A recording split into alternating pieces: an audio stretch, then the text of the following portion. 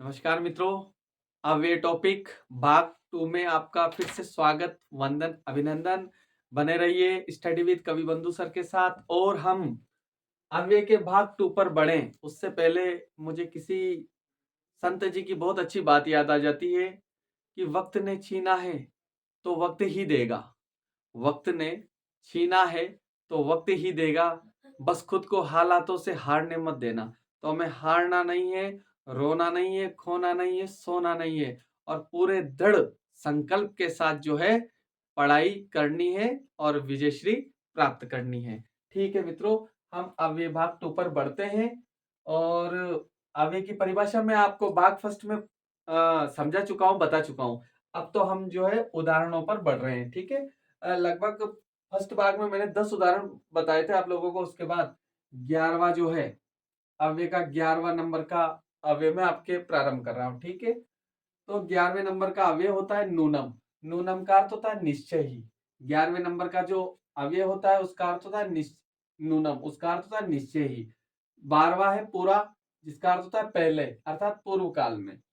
13वां है माँ, जिसका अर्थ होता है मत या नहीं। 14वां जो अव्यय है उसका अर्थ होता है बही, बाहर। 15वां अव्यय है इतस्ततः, इधर उधर। 16वें नंबर का अव्यय है इदानीम। इदानीम यानी अभी या अब। 17वें नंबर का अव्यय है यदा, यदा यानी जब। 18वें नंबर का अव्यय है कदा, कदा यानी कब। इस यदा अव्यय को तो आपने जब भी आप श्री कृष्ण लीला अगर आपने देखी है, कृष्णा अगर आपने देखी है टीवी में, तो भगवान श्री कृष्ण भागवत गीता में कई बार एक श्लोक दोहराते हैं, यदा यदा ही धर्मस्य ग्लानिर्भवति भारत। ठीक है, अभ्युत्थानम अधर्मस्य। तो ये श्लोक आपने कई बार सुना होगा। तो यदा यदा तो भगवान श्री कृष्ण भी दोहराते हैं मित्रों। तो यदा का अर्थ होता है जब, कदा यानी कब, तथा यानी उस प्रकार से, तेन प्रकारेण यानी उस प्रकार से। ठीक है मित्रों, वृथा यानी व्यर्थ, बेकार। का वर्षा जब कृषि सुखाने, अर्थात कृषि सुखा गई तो वर्षा का बरसना जो है बेकार है। वृथा का अर्थ होता है बेकार, व्यर्थ। और ये आपके 20 भाग 2 में 20 अव्यय कंप्लीट हो चुके हैं। भाग फर्स्ट में 10 और भाग 2 में 10, टोटल 20। अब इन टोटल जो ये 10 अव्यय जो है भाग 2 वाले, इनके भी आप लोग उदाहरण में इनको भी हल कर लीजिए। ठीक है, पहला उदाहरण होता है मित्रों, पहला उदाहरण क्या होता है, तुम गच्छ, तुम गच्छ, तुम जाओ। तो यहाँ ये फिट हो रहा है मित्रों, इदानीम। इदानीम यानी अभी, अब तुम जाओ। इदानीम अभी या अब तुम जाओ। ठीक है, तो ये 16वें नंबर का अव्यय पहले नंबर के उदाहरण में फिट हो रहा है। इदानीम त्वम गच्छ, इदानीम यानी अभी, अब तुम जाओ। इदानीम त्वम गच्छ, अब तुम जाओ। ठीक है मित्रों, इसके बाद दूसरा उदाहरण है असत्यम वद, असत्य बोलो। ठीक है, तो देख लो, देखिए नूनम नहीं फिट हो रहा है, पूरा नहीं हो रहा है, माँ फिट हो रहा है मित्रों। यहाँ असत्यम माँ वद, असत्य मत बोलो। तो यहाँ आएगा माँ। ठीक है मित्रों, इसके बाद तीसरा जो है उदाहरण, राम गृहात, राम घर से, गच्छति यानी जाता है। बही, बही यानी बाहर, अलग होने के लिए, बाहर जाने के लिए, बिछड़ने के लिए, पृथक होने के लिए पंचमी विभक्ति का प्रयोग होता है। पंचमी विभक्ति का प्रयोग अलग होने के लिए होता है। और राम की पंचमी विभक्ति एक वचन रामात होती है, तो घर की पंचमी विभक्ति एक वचन क्या होगी, ग्रहात। और पंचमी विभक्ति में हमेशा अलग होना आता है। तो राम घर से गच्छति यानी जाता है, बही यानी बाहर जाता है, तो मतलब अलग हो रहा है। तो बाहर जाने और अलग होने के भाव में वैसे भी पंचमी विभक्ति आती है मित्रों। ठीक है, राम गृहात बही गच्छति। ठीक है, अब इधर देखते हैं, रामा आगच्छति, राम आता है, अहम लिखामी, मैं लिखता हूं। इतस्ततः इधर उधर फिट नहीं हो रहा है मित्रों। इदानीम यानी अभी, अब राम आता है, नहीं ये भी फिट नहीं हो रहा है। यदा, यदा फिट हो रहा है मित्रों इसमें। यदा यानी जब, यदा यानी जब राम आता है, तदा, तदा, तदा तो मैं आपको पहले भी बता चुका हूं, तदा यानी तब। यदा रामा आगच्छति, जब राम आता है, तदा अहम लिखामी, तब मैं लिखता हूं। ठीक है मित्रों, तो ये यदा फिट हो गया हमारा, ये बही फिट हो गया, ये माँ फिट हो गया। और अभी और आगे बढ़ते हैं।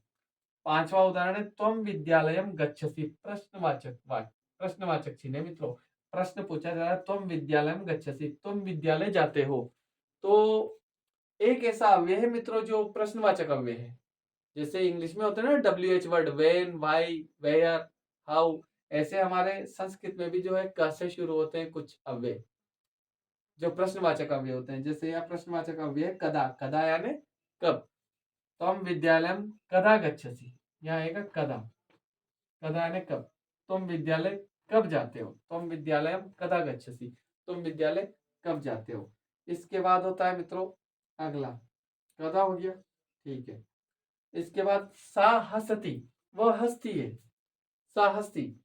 सा का अर्थ होता है स्त्रीलिंग है, ठीक है। पुल्लिंग के लिए स आता है मित्रों, इसका अर्थ भी वह होता है और सा का अर्थ भी वह होता है, लेकिन सा जो है स्त्रीलिंग के लिए आता है मित्रों, ठीक है। सा इंग्लिश में पढ़ते हो ना आप, स्त्रीलिंग वह के लिए क्या पढ़ते हो, शी पढ़ते हो।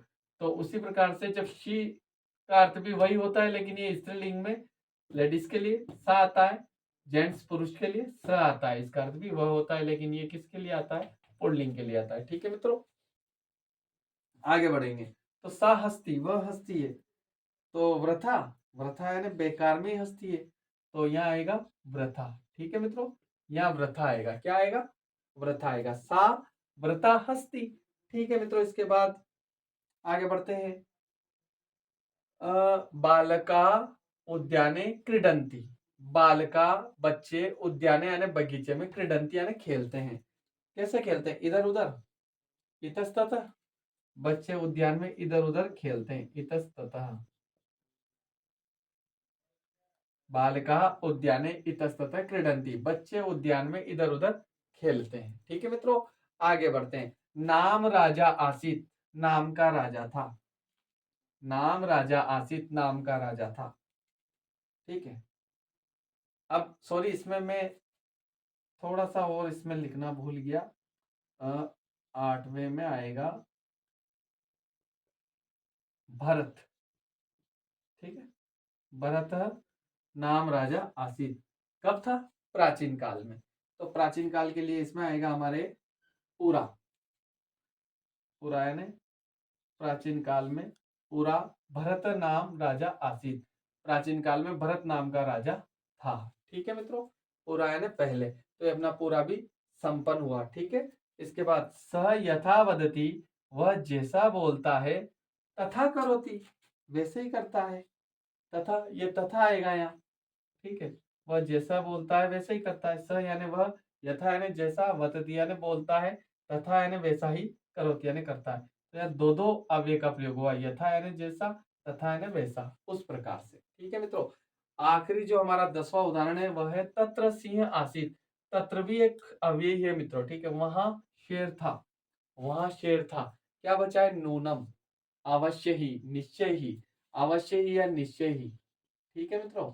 अवश्य ही या निश्चय ही, नूनम यानी अवश्य ही, निश्चय ही।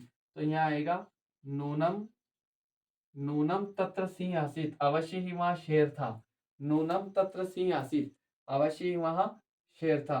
तो मित्रों ये हुआ आपका अव्यय भाग 2 संपन्न, जिसमें अब तक भाग 1 से भाग 2 तक 20 अव्यय आपके संपन्न हो चुके हैं।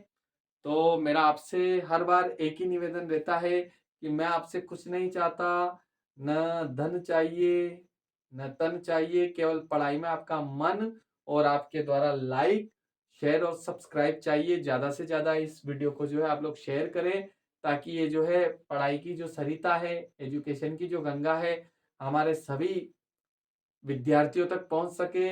इसी के साथ मैं आपकी सफलता की उम्मीद के साथ आपको कहता हूं best of luck. Thank you so much.